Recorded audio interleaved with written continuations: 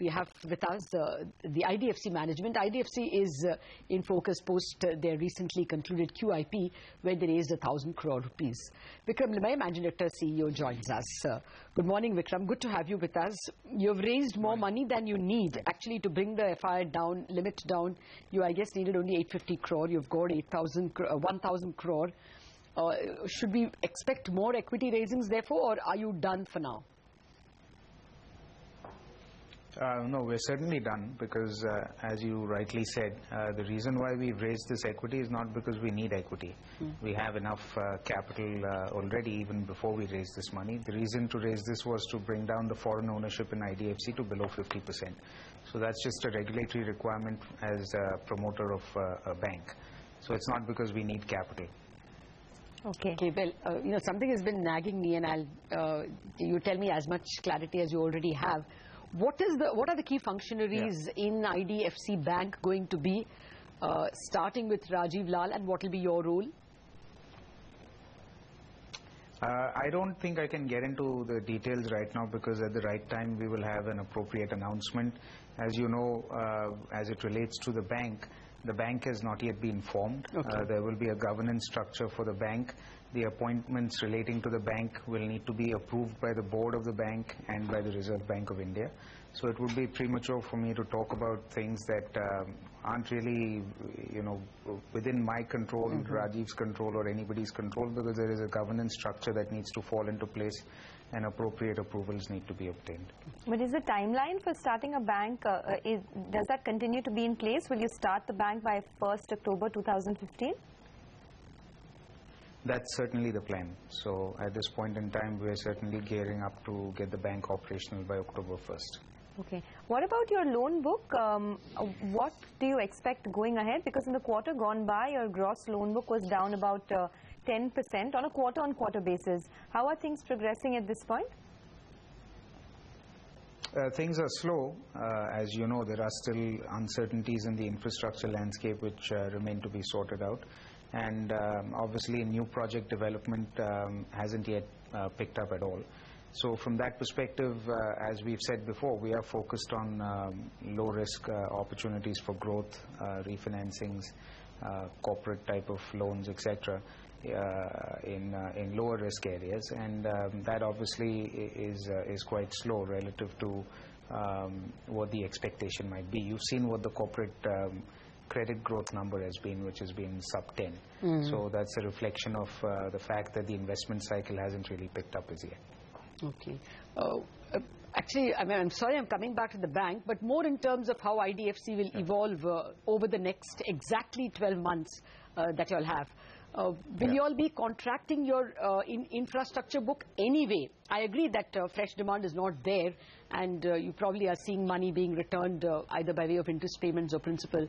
So you, I would assume, be wantonly contracting infrastructure. Where would you be lending? How will you prepare for retail? How many branches will you have on October 1st? See, again, you're asking for specifics which at this point in time... No, to the extent you can under the rules. Yeah, no, it's not about the rules. It's about making sure that we have our plans in place. And as you know, as a listed company, if we make certain disclosures, we prefer to stand by those disclosures. And I don't want to make any premature disclosures. At the right time, we will share enough details about the bank business plans, including branches, including people, including what we expect to do in year 1 versus year 3. I don't want to get ahead of the curve at this point in time when we are in the process of planning all those details. Can you at least tell us if I would say that at the right time we would share more details. Sure. Can you at least tell us if the capital markets business, the iBanking, the PE business will be incorporated into the bank, or will it be separate? No, it will remain as a separate subsidiary. It is already a separate subsidiary. As you know, our structure right now has 3 subsidiaries. It has our asset management business, it has our alternatives business, which has private equity, infrastructure and real estate, investment activity, and then it has our investment banking broking business. All 3 are currently subsidiaries of IDFC. We have also got approval to set up an IDF NBFC, which will again be a subsidiary of IDFC, and then the bank will also be a subsidiary of IDFC. So that's how the structure is going to evolve. Yeah, as a veteran watcher of the infra space, Vikram, not necessarily your loan book, but the sector, do you think that we are going to get a couple of more big bad news? I mean, gas issues have not been resolved, so gas-based power plants are still in a spot. I think other than Lanco, others have not been recognized as NPLs. Should we expect one or two more big bad news?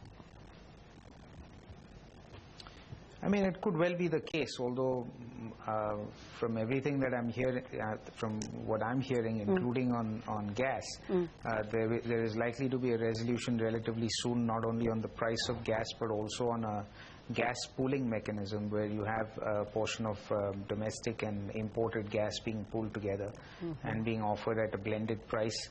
That could then, result in gas-based plants also operating at, call it 50% PLF, and using that as peaking power at a level that could potentially serve as debt. So I'm still hopeful, because the reality is we are power short, and the exposures to power are very large, whether from an investment perspective or from a lending perspective. So I'm hopeful that a solution will be found that wouldn't really compromise the entire investments that have been made and the bank balance sheets, which are already under significant stress. Okay.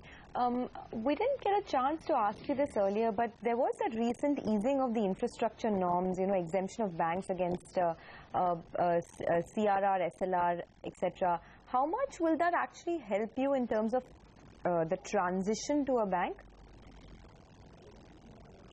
Again, this is something that, as we have said before, it is certainly a positive for us as well as for all other banks.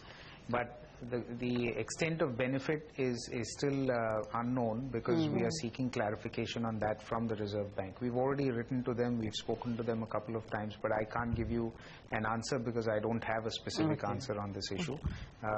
Once we get clarification from RBI, then we'll be able to lay out exactly what it means for our own balance sheet. Okay, just last two brief questions from me.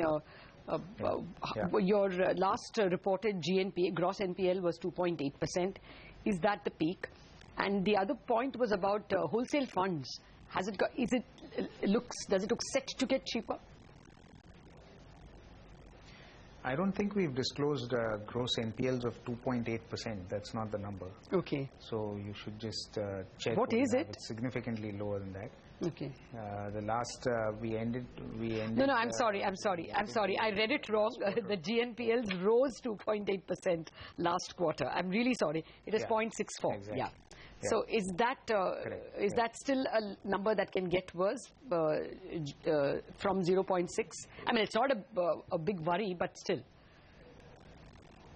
Yeah, it could, and we've been saying this for several quarters now, that it is an exceedingly low number relative to the risks that exist in the landscape, and we have guided towards a higher number.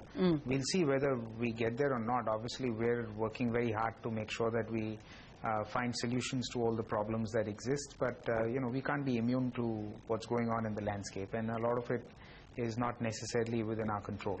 So, which is why we've guided to higher NPAs. I would stick with that guidance. I can certainly envision a scenario where NPLs could rise from the levels that we are at this point in time.